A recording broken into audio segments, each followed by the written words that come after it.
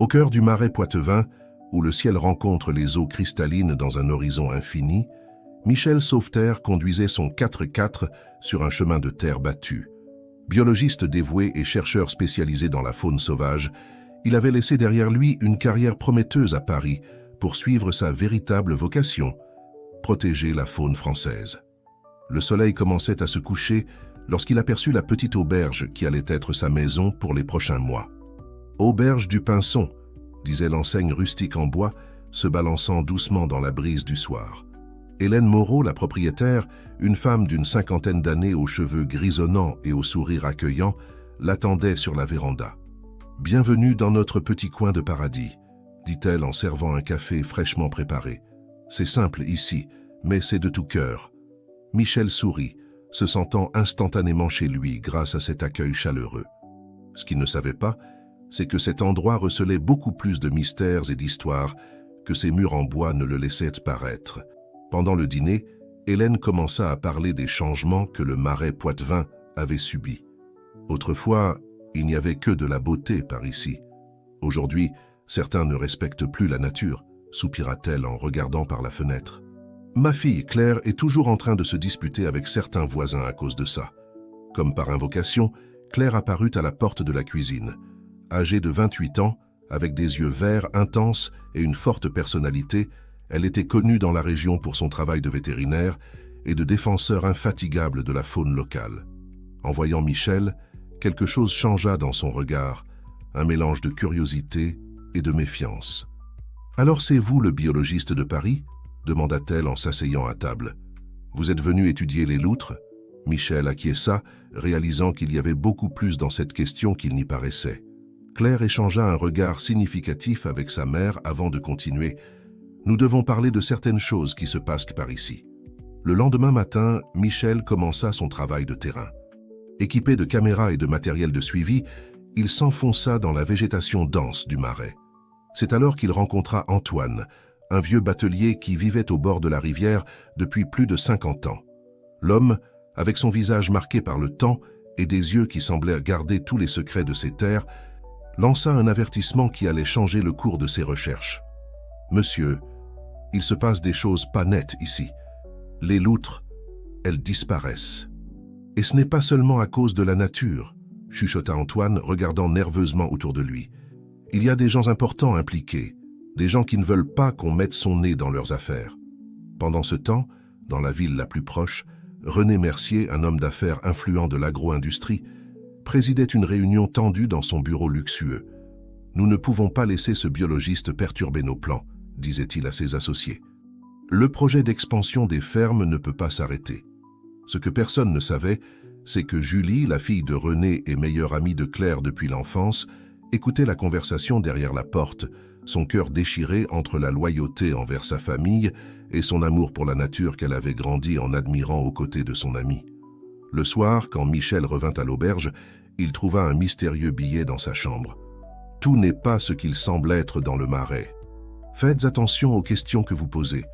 Certains secrets sont trop dangereux pour être révélés. » Le billet n'était pas signé, mais à côté se trouvait une vieille photo d'une famille devant l'auberge, datée d'il y a 20 ans. Sur la photo, en plus d'une Hélène plus jeune, il y avait un homme qu'il ne connaissait pas, mais qui avait les mêmes yeux verts intenses que Claire. Au dos de la photo, une inscription décolorée disait « Famille Moreau, la véritable histoire du marais reste à raconter ». Cette nuit-là, alors que le marais s'endormait sous un ciel étoilé, Michel n'arrivait pas à se sortir de la tête l'impression qu'il avait trébuché sur quelque chose de bien plus grand qu'une simple recherche sur les loutres. Entre le mystère du billet, les regards méfiants de Claire et les paroles énigmatiques d'Antoine, une chose était certaine. Sa vie dans le marais serait très différente de ce qu'il avait imaginé. Le lendemain matin, Claire trouva Michel en train d'analyser la vieille photographie sur la véranda de l'auberge. Son visage se durcit en reconnaissant l'image. « Où avez-vous eu ça ?» demanda-t-elle, sa voix tremblant légèrement. Michel expliqua l'histoire du billet mystérieux et pour la première fois, il vit le masque de dureté de Claire commencer à se fissurer. « C'est mon père, François Moreau », révéla-t-elle en s'asseyant à côté de lui. Il était biologiste aussi. Il a consacré sa vie à la préservation du marais. Ses yeux se perdirent dans le paysage tandis qu'elle continuait. Il y a 15 ans, il a simplement disparu lors d'une expédition. Beaucoup disent que c'était un accident, mais la conversation fut interrompue par l'arrivée de Julie Mercier, qui surgit dans son luxueux 4x4, soulevant de la poussière sur la route. En voyant Claire et Michel ensemble, quelque chose dans son regard trahit son inquiétude. « Claire, il faut qu'on parle », dit-elle, lançant un regard significatif à son amie. Dans son bureau en ville, René Mercier recevait la visite de Georges Santini, un homme politique influent de la région. « Le problème n'est pas seulement le biologiste », disait Georges, passant ses mains dans ses cheveux gris, « c'est la fille d'Hélène. Cette fille commence à poser les mêmes questions que son père. » Pendant ce temps, à l'auberge, Antoine arriva en hâte, portant un vieux journal. « J'ai trouvé ça enterré près de chez moi », expliqua-t-il à Michel. « Ça appartenait à François. Il y a des choses ici que beaucoup de gens importants ne veulent pas voir révélées. » Hélène, observant tout de loin, sentait le poids des souvenirs. Ce soir-là, seule dans sa chambre, elle sortit une boîte poussiéreuse du fond de l'armoire. À l'intérieur, d'anciennes lettres révélaient une histoire d'amour et d'idéalisme entre elle et François, mais contenaient aussi des avertissements sur des menaces et des découvertes troublantes sur le véritable destin des terres marécageuses. Le lendemain, Michel et Claire décidèrent d'explorer une zone reculée du Marais, suivant des coordonnées trouvées dans le journal de François. Au cours de l'expédition, ils trouvèrent d'anciens marquages sur des arbres et des vestiges d'un campement abandonné. « Mon père disait toujours que le Marais garde des secrets dans ses eaux », murmura Claire, touchant l'un des marquages. Julie, partagée entre ses loyautés, décida de chercher des réponses par elle-même. Dans une pièce verrouillée du manoir des Mercier, elle trouva d'anciens documents liant son père à un projet controversé datant de 15 ans, exactement à l'époque de la disparition de François. En ville, un jeune journaliste nommé Pierre Alves commençait à faire des connexions dangereuses. Ses enquêtes sur les irrégularités environnementales dans la région l'amenèrent à découvrir un réseau d'influence qui s'étendait bien au-delà du Marais. Lorsqu'il tenta de publier son premier article, il reçut un avertissement clair. Certaines histoires doivent rester submergées. De retour à l'auberge, Michel trouva Hélène en train de pleurer sur de vieilles photographies. « Il y a quelque chose que vous devez savoir », dit-elle en essuyant ses larmes. « François n'a pas disparu par accident. Il a découvert quelque chose de grand. Et maintenant, en vous voyant, vous et Claire suivre les mêmes pas. » Cette nuit-là, pendant un orage typique du Marais, Claire trouva Michel dans sa salle de recherche. « Nous devons parler, » dit-elle, trempée par la pluie. « Je crois savoir pourquoi mon père a disparu, et si nous ne faisons pas attention, nous pourrions avoir le même destin. » L'orage s'intensifiait dehors, mais à l'intérieur de l'auberge, une tempête encore plus grande se formait. Les découvertes dans le journal de François, les documents trouvés par Julie, les enquêtes de Pierre et les secrets gardés par Hélène commençaient à former un puzzle effrayant. Le Marais, majestueux et mystérieux, gardait dans ses eaux troubles bien plus que des histoires d'amour et de préservation. Il gardait des vérités qui pourraient changer à jamais le destin de tous les impliqués. Claire conduisit Michel jusqu'à un vieux hangar derrière l'auberge, éclairé seulement par la lumière vacillante d'une lanterne. Entre les boîtes poussiéreuses et les équipements abandonnés, elle révéla une carte détaillée du Marais, marquée d'annotations de l'écriture de son père. François a découvert que plusieurs sources étaient secrètement détournées, expliqua Claire, ses doigts traçant des lignes sur la carte. Mais ce n'était pas tout. Il a trouvé des preuves d'un projet beaucoup plus vaste, quelque chose qui changerait tout l'équilibre de l'écosystème. Dans le manoir des Mercier, Julie faisait face à sa propre bataille intérieure. Dans un tiroir secret du bureau de son père, elle trouva d'anciens contrats avec des entreprises étrangères et des études d'impact environnemental falsifiées. Parmi les documents, une photo attira son attention.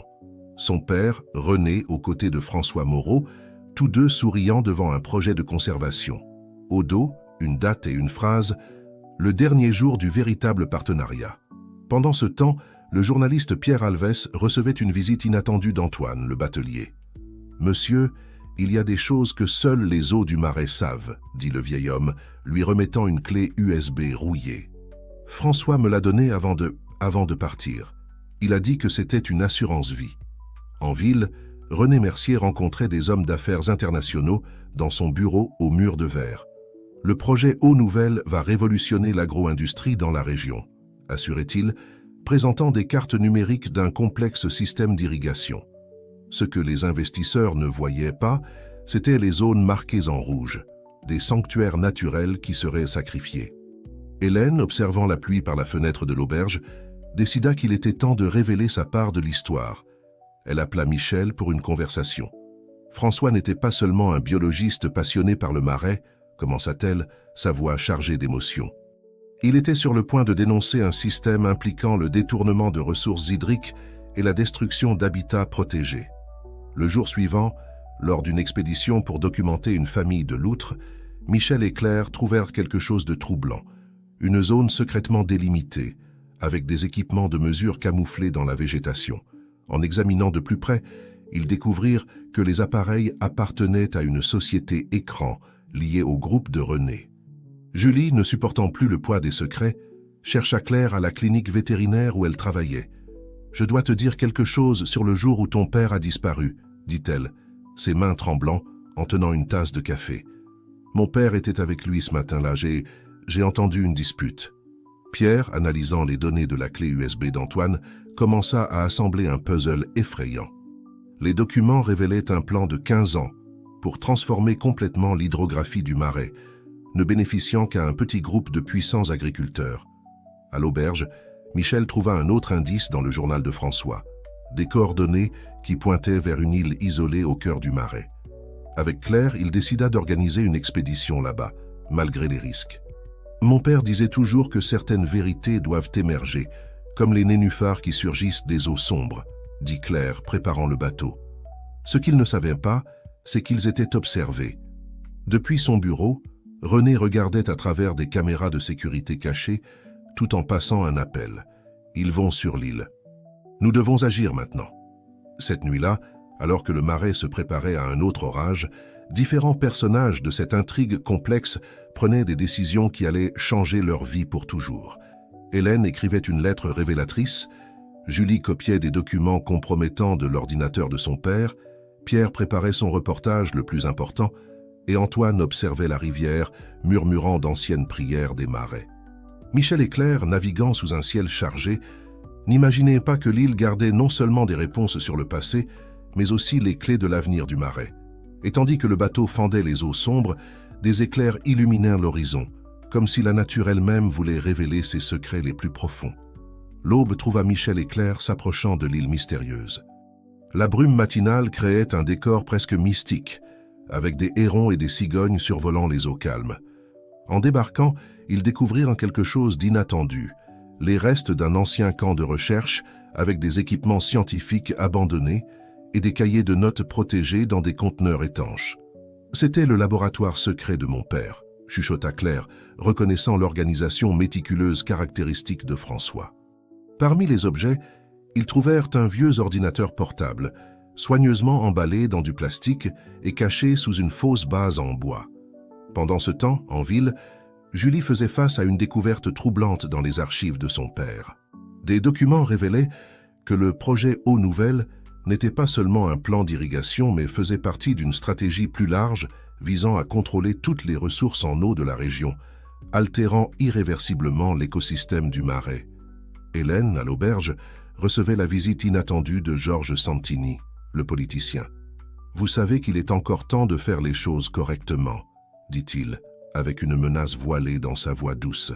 « Ce serait dommage si votre auberge rencontrait des problèmes avec l'inspection environnementale. » Pierre, le journaliste, avait réussi à déchiffrer une partie des données de la clé USB d'Antoine. Les informations révélaient un réseau de corruption impliquant des licences environnementales frauduleuses et des études techniques manipulées. Déterminé, il commença à préparer une série de reportages, sachant que chaque mot devrait être soigneusement étayé. Sur l'île, Michel et Claire faisaient une découverte cruciale en allumant l'ordinateur portable. François avait méticuleusement documenté toutes les irrégularités qu'il avait trouvées, y compris des photos, des vidéos et des coordonnées GPS des zones où les sources étaient secrètement détournées. Plus impressionnant encore, il y avait des enregistrements de réunions entre René Mercier et des investisseurs étrangers, discutant ouvertement de la destruction planifiée de zones protégées. « Mon père savait tout », murmura Claire, ses mains tremblant en parcourant les fichiers. Il rassemblait des preuves pour une dénonciation internationale. Dans le bureau de René, l'homme d'affaires recevait des nouvelles de l'expédition sur l'île. Dans un accès de rage, il renversa des objets de son bureau. « Cette île aurait dû être nettoyée il y a des années », vociféra-t-il au téléphone. « Rassemblez l'équipe de sécurité. Personne ne sort de là avec la moindre information. » Julie, entendant la conversation de son père, prit une décision courageuse. Elle appela Claire. « Vous devez sortir de là maintenant. Mon père envoie des gens sur l'île. Ce n'est plus une question de cacher des informations. Il est complètement hors de contrôle. » Antoine, remarquant des mouvements étranges sur la rivière, commença à allumer des feux à des points stratégiques des berges, un ancien code entre les bateliers pour signaler le danger. Hélène, comprenant le signal, contacta rapidement des autorités environnementales de confiance à Paris. Sur l'île, Michel et Claire travaillaient frénétiquement pour copier tous les fichiers, quand ils entendirent le bruit de moteurs s'approchant. « Nous avons de la compagnie », alerta Michel, rangeant les équipements. Claire, cependant, était déterminée. « Je ne partirai pas d'ici sans les preuves pour lesquelles mon père a risqué sa vie. » Le soleil commençait à se coucher sur le marais, peignant le ciel de teintes oranges, tandis qu'une course contre la montre se déroulait sur la petite île. D'un côté, Michel et Claire luttant pour préserver la vérité découverte par François, de l'autre, les hommes de René s'approchant avec des ordres clairs de récupérer ou détruire toute preuve. Pierre, recevant des informations de ses sources, courait vers le commissariat régional avec un dossier complet. Julie, partagée entre la loyauté familiale et la justice, conduisait à grande vitesse vers l'île, déterminée à empêcher une tragédie. Hélène, dans son auberge, tenait une radio amateur coordonnant avec Antoine un réseau de bateliers pour protéger les routes de fuite par la rivière. Le marais majestueux et imposant témoignait en silence du déroulement de cette histoire, tandis que le soleil plongeait à l'horizon et que les premières étoiles commençaient à parsemer le ciel. La vérité, comme les eaux du marais, était sur le point de trouver son chemin, peu importe combien d'obstacles tentaient de la contenir. Le crépuscule transformait les eaux en un miroir doré lorsque 3 puissants bateaux s'approchèrent de l'île. Michel et Claire, cachés dans la végétation dense, observaient les hommes de René débarquer, équipés de lampes torches et de radios. « Nous devons diviser les preuves », chuchota Claire, remettant à Michel une carte mémoire. « Si quelque chose arrive à l'un de nous, l'autre doit réussir à sortir d'ici. » Ses yeux verts, si semblables à ceux de son père, brillaient d'une détermination féroce.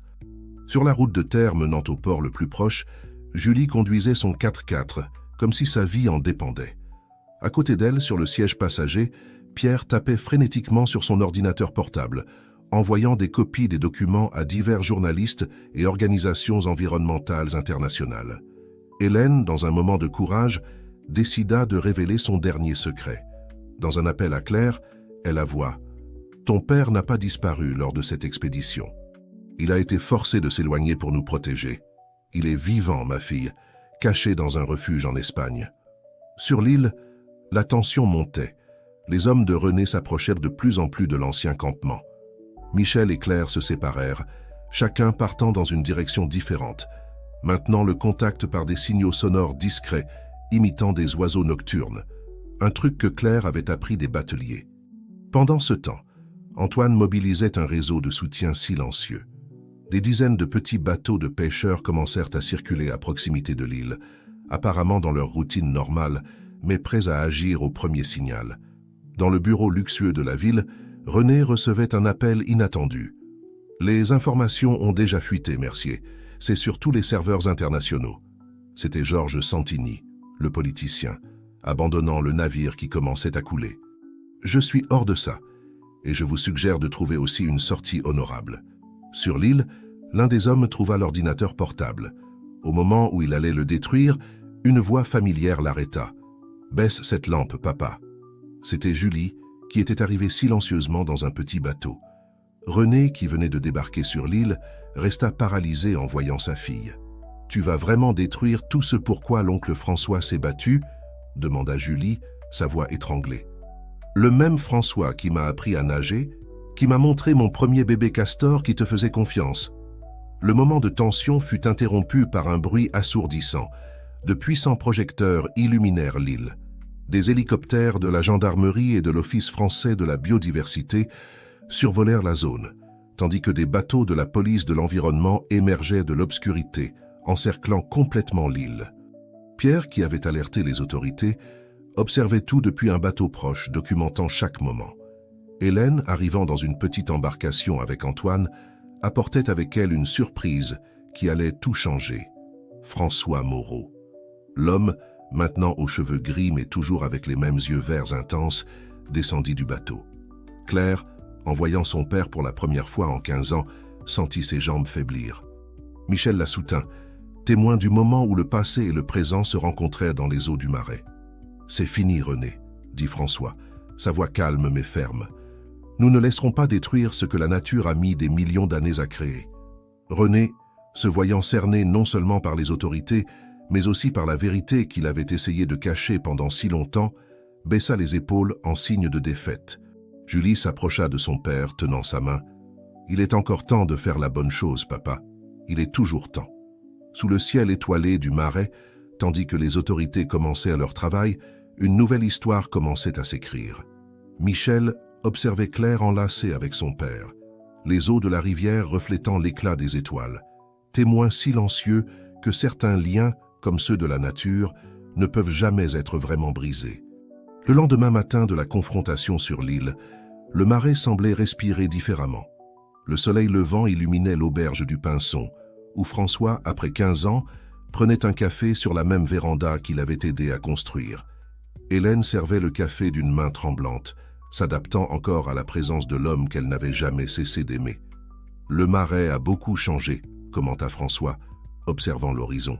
« Mais son essence reste la même. » Claire, assise à côté de son père, absorbait chaque mot, chaque geste, essayant de rattraper le temps perdu. Michel les observait discrètement, comprenant enfin toutes les pièces du puzzle. En ville, l'opération de la gendarmerie prenait des proportions plus importantes. Le bureau du groupe Mercier était sous scellé et des dizaines d'ordinateurs étaient saisis. Julie, démontrant une force qu'elle ne se connaissait pas, coopérait avec les autorités, fournissant des documents et des informations cruciales. Pierre préparait sa série de reportages, maintenant avec un angle encore plus impressionnant. 15 ans de silence, l'histoire du gardien du Marais. Ces mots commençaient à faire écho dans les journaux internationaux, attirant l'attention sur l'importance de la préservation de l'écosystème du Marais. En fin d'après-midi, une réunion inhabituelle avait lieu à l'auberge. Des représentants d'organisations environnementales internationales, qui suivaient secrètement l'affaire depuis des années, arrivaient pour rencontrer François et entendre toute son histoire. Parmi eux se trouvait Diane Martinez, une éminente activiste environnementale qui avait aidé à maintenir François en sécurité pendant son exil. « Ce qui s'est passé ici n'est pas seulement une histoire de corruption », expliquait Diane aux personnes présentes. « C'est un avertissement sur la façon dont la cupidité peut menacer l'un des écosystèmes les plus importants de la planète. » Pendant ce temps, sur les berges de la rivière, Antoine rassemblait d'autres bateliers pour une célébration discrète. Allumant des bougies dans de petites calebasses flottant sur les eaux, ils remerciaient, à leur manière, la protection du Marais. Michel, invité à la cérémonie, apprenait que la véritable préservation naissait de l'amour de ce peuple pour sa terre. Claire et François marchaient sur la propriété, se redécouvrant. « Pendant tout ce temps, révéla-t-il, j'ai tenu un journal sur toutes les espèces que je rencontrais en Espagne. Je n'ai jamais cessé d'être biologiste, je n'ai jamais cessé d'être ton père. » Au commissariat, René Mercier faisait une longue déposition. Sa confession, motivée en partie par le soutien inconditionnel de Julie, commençait à révéler un système beaucoup plus vaste, impliquant des politiciens et des hommes d'affaires de plusieurs régions. Georges Santini, essayant de prendre les devants, cherchait des accords de plaider coupables. Hélène, organisant d'anciennes photographies avec François, retrouva l'image que Michel avait découverte des semaines auparavant. « Certaines histoires doivent être préservées, dit-elle, décidant de créer un mémorial dans l'auberge, racontant non seulement leur histoire familiale, mais aussi la lutte pour la préservation du Marais. Le soir, une pluie douce tombait sur la région. Sur la véranda de l'auberge, Michel travaillait sur son ordinateur portable, transformant ses notes scientifiques en quelque chose de plus grand, un projet de préservation qui unirait la recherche académique et les connaissances traditionnelles des bateliers. Claire s'approcha apportant 2 tasses de thé. « Tu sais, dit-elle en s'asseyant à côté de lui, Pendant des années, j'ai pensé que le Marais m'avait pris mon père. Maintenant, je comprends que c'est lui qui s'est donné pour le protéger. » Julie arriva à l'auberge plus tard, portant des boîtes de documents. Sa décision de transformer les propriétés de la famille en réserve naturelle privée marquait le début d'une nouvelle ère. « J'aurais besoin de beaucoup de soutien technique, dit-elle, regardant significativement Michel et Claire. François, observant la nouvelle génération assumer la responsabilité de la préservation du Marais, sentit que son sacrifice n'avait pas été vain. Les eaux qu'il avait un jour forcées à partir témoignaient maintenant de son retour, apportant avec elles non seulement des vérités submergées, mais aussi de l'espoir pour l'avenir. Le Marais, dans sa sagesse millénaire, commençait un nouveau cycle de renouveau. Les nénuphars ouvraient leurs fleurs sous le clair de lune, tandis que de nouveaux gardiens se préparaient à protéger ses secrets et ses beautés, maintenant avec la force de la vérité et de la justice à leur côté. 3 mois après les événements sur l'île, l'auberge du Pinson s'était transformée en un centre de référence pour les chercheurs et les écologistes. Hélène, avec le soutien de François, avait étendu les installations pour inclure un petit laboratoire de recherche et un centre de réhabilitation pour la faune sauvage. Claire avait pris la coordination du projet de conservation, travaillant aux côtés de Michel. Leur partenariat professionnel avait naturellement évolué vers quelque chose de plus profond, bien qu'ils gardent cela discret, concentrés sur leur mission de protéger le Marais. Le suivi des loutres a montré une augmentation de 30% de la population locale, expliquait Michel lors d'une présentation aux investisseurs internationaux. Claire ajoutait « Et ce n'est que le début. Avec les sources protégées, tout l'écosystème se rétablit. » Julie avait surpris tout le monde par son dévouement à la cause environnementale. Elle avait transformé l'ancien siège du groupe Mercier en un institut de recherche environnementale, l'Institut des eaux du Marais. Son père, René, collaborant avec la justice, avait entamé un processus de rédemption fournissant des informations cruciales pour démanteler d'autres opérations illégales dans la région. Pierre, maintenant reconnu internationalement pour ses reportages, avait établi un centre de journalisme environnemental dans la région. « La vérité est comme les eaux du Marais », disait-il dans ses conférences, « elle trouve toujours son chemin. » Un après-midi particulièrement significatif, François réunit tout le monde sur la véranda de l'auberge. « J'ai trouvé ceci dans mes affaires en Espagne, dit-il, montrant un vieux carnet. Ce sont des notes sur une espèce d'orchidée que j'ai découverte, mais que je n'ai jamais pu publier. » Michel et Claire échangèrent un regard, comprenant le symbolisme de ce moment. Antoine, qui continuait d'être les yeux et les oreilles du Marais, avait créé un réseau de surveillants environnementaux composé de bateliers. Leurs connaissances traditionnelles, enfin valorisées, faisaient désormais partie intégrante des projets de conservation. Hélène et François, reconstruisant leur histoire d'amour interrompue, décidèrent d'officialiser leur union lors d'une simple cérémonie au bord de la rivière. « Certaines attentes en valent la peine, » dit Hélène, tandis qu'ils observaient un couple de cigognes survoler l'endroit. Le projet développé par Michel commençait à porter des fruits inattendus. Ces techniques de surveillance, combinant technologie moderne et sagesse traditionnelle, attirèrent l'attention des conservationnistes d'autres écosystèmes français. « C'est incroyable comme tout est connecté », réfléchissait Claire lors d'une expédition nocturne avec Michel. Le combat de mon père, ton travail, la transformation de Julie, la résistance d'Antoine, chacun contribuant à sa manière à protéger cet endroit. Diane Martinez était revenue au Marais, cette fois avec une proposition de l'UNESCO pour transformer la région en une zone spéciale de préservation, avec un statut international. « Ce qui s'est passé ici est un exemple pour le monde », déclara-t-elle lors de la présentation du projet. Les anciennes installations utilisées pour détourner les sources avaient été transformées en points d'observation de la vie sauvage. Julie, dans une décision symbolique, avait utilisé des ressources personnelles pour financer la restauration des zones dégradées. François, maintenant professeur invité dans les universités de la région, partageait son expérience avec de jeunes chercheurs. « Le Marais n'a pas besoin de héros, disait-il. Il a besoin de gens qui l'aiment et le respectent. » Par une nuit étoilée, Michel trouva Claire seule dans le laboratoire, analysant des données. « Tu sais que c'est exactement ici que mon père a fait ses dernières notes avant de partir, » dit-elle, les yeux embués. Michel prit sa main, comprenant le poids de ce moment. Le Marais, dans sa grandeur, continuait son cycle éternel de crues et de décrues. Mais maintenant, sous la protection d'une nouvelle génération de gardiens, ces eaux coulaient plus librement, ces espèces prospéraient avec plus de sécurité, et ces secrets étaient préservés avec plus d'amour et de respect. L'histoire de lutte, de séparation et de retrouvailles de la famille Moreau était devenue un symbole de résistance et d'espoir. Comme les eaux qui reviennent toujours, certains destins sont inévitables, certaines vérités sont impérissables et certains amours sont éternels, comme le Marais lui-même. 1 an s'était écoulé depuis les révélations qui avaient changé le destin du Marais. Le soleil se levait sur l'auberge du Pinson, désormais transformée en le plus grand centre de recherche et de conservation de la région. Sur le pont principal, Michel et Claire se préparaient pour une présentation spéciale.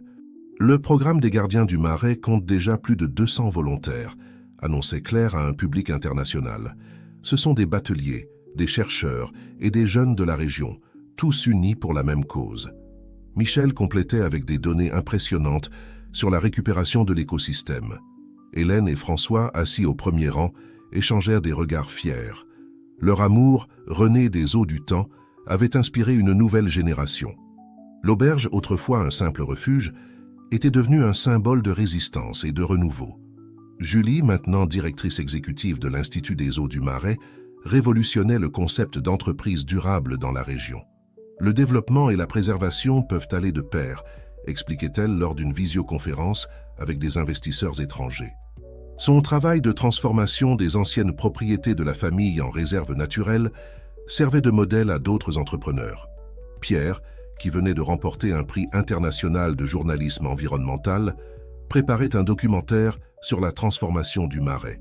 L'histoire ne s'est pas terminée cette nuit-là sur l'île, narrait-il. En réalité, ce n'était que le début de quelque chose de beaucoup plus grand. Antoine, reconnu comme le gardien en chef du projet, formait de jeunes bateliers aux techniques traditionnelles de navigation et d'identification de la faune et de la flore. Ces connaissances ancestrales, autrefois négligées, faisaient maintenant partie intégrante du programme de formation des nouveaux chercheurs. Un après-midi particulier, Claire et Michel naviguaient sur la rivière, lorsqu'ils firent une découverte extraordinaire, une nouvelle espèce d'orchidée, exactement à l'endroit où François avait fait ses dernières notes avant son exil. C'est comme si le Marais voulait nous dire qu'il y a toujours quelque chose de nouveau à découvrir, chuchota Claire émue. La cérémonie de reconnaissance de la région comme patrimoine naturel de l'humanité par l'UNESCO rassembla des autorités du monde entier. Diane Martinez, maintenant représentante permanente de l'organisation en France, soulignait comment l'histoire de François avait inspiré des changements dans les politiques environnementales mondiales. Le Marais nous a appris que certains trésors ne peuvent pas être mesurés en argent, discourut François à cette occasion. Ils se mesurent en vie préservée, en eau limpide, en histoire qui se perpétue à travers les générations. Hélène, réalisant un vieux rêve, inaugura le mémorial du Marais au sein de l'auberge. Là, des photos, des documents et des objets racontaient non seulement l'histoire de sa famille, mais aussi celle de tous ceux qui avaient lutté pour préserver ce sanctuaire naturel. Michel et Claire officialisèrent enfin leur relation lors d'une simple cérémonie au bord de la rivière, au même endroit où François et Hélène avaient renouvelé leurs vœux quelques mois auparavant. « Notre amour est né de la lutte pour le Marais », dit Claire dans ses vœux, et il lui sera toujours dédié. Le projet de restauration des sources, dirigé par Julie, commençait à montrer des résultats surprenants. Des espèces qui n'avaient que pas été vues depuis des décennies revenaient, comme si elles répondaient à l'appel de leurs eaux ancestrales. René, purgeant sa peine en régime semi-ouvert, se consacrait à donner des conférences aux entrepreneurs sur les coûts réels de la destruction environnementale. Son histoire de repentir et de rédemption était devenue un puissant avertissement sur les conséquences de la cupidité. Dans la dernière scène du documentaire de Pierre, une image aérienne montrait le Marais au coucher du soleil, ses eaux reflétant le ciel dans des tons d'or et de pourpre. La voix de François narrait « Le Marais est plus qu'un écosystème, c'est un professeur. Il nous enseigne les cycles, le renouveau, la force de la vérité et le pouvoir de l'amour. Ses eaux portent des histoires, ses terres gardent des secrets, et son avenir dépend de chacun de nous. » Et ainsi, sous le ciel infini du Marais, une nouvelle ère commençait. Une ère de conscience, de préservation et d'harmonie entre l'homme et la nature. Les eaux continueraient leur cycle éternel, désormais protégées par des gardiens qui comprenait que préserver le marais, c'était préserver la vie elle-même.